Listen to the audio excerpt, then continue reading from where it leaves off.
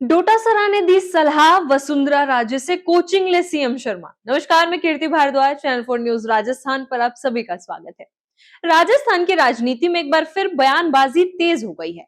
कांग्रेस के प्रदेश अध्यक्ष गोविंद सिंह डोटासरा ने मुख्यमंत्री भजनलाल शर्मा पर तीखा हमला बोलते हुए उनके नेतृत्व और कार्यशैली पर सवाल खड़े किए हैं। डोटासरा ने कहा कि मुख्यमंत्री को सरकार चलाने की ट्रेनिंग लेनी चाहिए और यह ट्रेनिंग उन्हें पूर्व मुख्यमंत्री वसुंधरा राजे से लेनी चाहिए। डोटासरा ने तंज कसते हुए प्रदेश की स्थिति को उल्टी गंगा करार दिया। उनका कहना था कि पहली बार विधायक बने नेता अनुभवी और कई बार के जनप्रतिनिधियों को सीख दे रहे हैं, जो प्रशासनिक संतुलन के लिए ठीक संकेत नहीं है।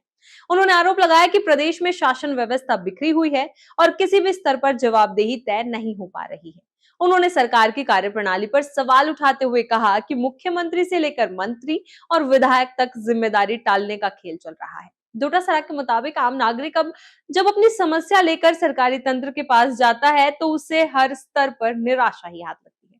उन्होंने व्यंग्यात्मक लहजे में कहा कि मुख्यमंत्री कहते हैं मुरली वाला करेगा, अधिकारी कथित तौर पर काम के बदले पैसे मांगते हैं, मंत्री सुनते नहीं और विधायक जिम्मेदारी मंत्री पर डाल देते हैं। इस पूरे सिस्टम को उन्होंने तमाशा करार दिया। डोटासरा ने यह भी कहा कि मुख्यमंत्री को सीनियर नेताओं के अनुभव का लाभ लेना चाहिए, लेकिन ऐसा होता नजर नहीं आ रहा। उनका कहना है कि पार्टी के वरिष्ठ नेताओं को दरकिनार किया जा रहा है, जिससे न केवल प्रशासनिक निर्णय प्रभावित हो रहे हैं, बल्कि राजनीतिक असंतुलन भी बढ़ रहा है। उन्होंने चेतावनी देते हुए कहा, यदि अनुभव का उपयोग नहीं किया गया तो हालात और बिगड़ सकते हैं।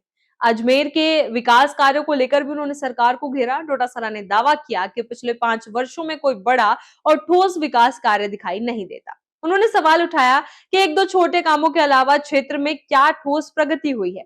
उनके मुताबिक सरकार सिर्फ घोषणाएं कर रही है, जमीनी स्तर पर परिणाम नहीं दिख रहे। बीजेपी के अंदरूनी हालात को लेकर भी डोटासरा ने बड़ा बयान दिया। उन्होंने कहा कि पार्टी के भीतर गृह युद्ध जैसी स्थिति बनी हुई है। उनका मानना है कि आंतरिक खींचतान का असर सीधे तौर पर शासन पर पड़ रहा है और इसका खामियाजा जनता को भुगतना पड़ रहा है। आयुर्वेदिक यूनिवर्सिटी के मुद्दे पर भी उन्होंने सरकार की मंशा पर सवाल उठाए। डोटासरा ने आरोप लगाया कि इस परियोजना में मुख्यमंत्री की कोई खास रुचि नहीं थी और यह फैसला दबाव में लिया गया। उन्होंने दावा किया कि आने वाले 2.5 साल में जमीन आवंटन तक नहीं हो पाएगा। ऐसे में परियोजना का पूरा होना दूर की बात है। प्रधानमंत्री नरेंद्र मोदी को लेकर भी डोटासरा ने विवादित टिप्पणी की। उन्होंने कहा कि यदि मोदी संन्यास ले ले तो देश और लोकतंत्र दोनों बच सकते हैं। इस बयान को लेकर राजनीतिक हलकों में तीखी प्रतिक्रिया की संभावना जताई जा रही है। बीजेपी प्रदेश नेतृत्व पर भी निशाना साधते हुए उन्होंने कहा कि यदि कोई छोटा भाई सलाह दे रहा है तो बड़े भाई को उसे मान लेना चाहिए। इस बयान को पार्टी के भीतर चल रहे समीकरणों से जोड़कर देखा जा रहा है। पंचायत और निकाय चुनावों को लेकर भी डोटासरा ने सरकार पर गंभीर आरोप लगाए।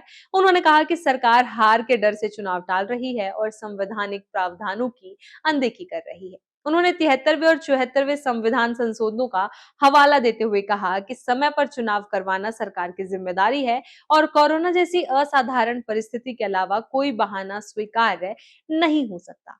ओबीसी आयोग की रिपोर्ट को लेकर भी उन्होंने सरकार की नीयत पर सवाल उठाए। डोटासरा ने आरोप लगाया कि सरकार जानबूझकर रिपोर्ट लेने में देरी कर रही है ताकि चुनावों को टाला जा सके। उन्होंने कहा कि सुप्रीम कोर्ट भी स्पष्ट कर चुका है कि रिपोर्ट के बिना भी चुनाव करवाए जा सकते हैं। ऐसे में देरी का कोई औचित्य नहीं है। डोटासरा ने यह भी दावा किया कि सरकार ने ब्यूरोक्रेसी के माध्यम से पंचायत और निकाय संस्थाओं पर नियंत्रण स्थापित कर रखा है। उनके अनुसार लोकतांत्रिक संस्थाओं को कमजोर किया जा रहा है और जनता के प्रतिनिधित्व को सीमित किया जा रहा है। इसी तरह की खबरों के लिए बने रहे चैनल 4 न्यूज राजस्थान के साथ।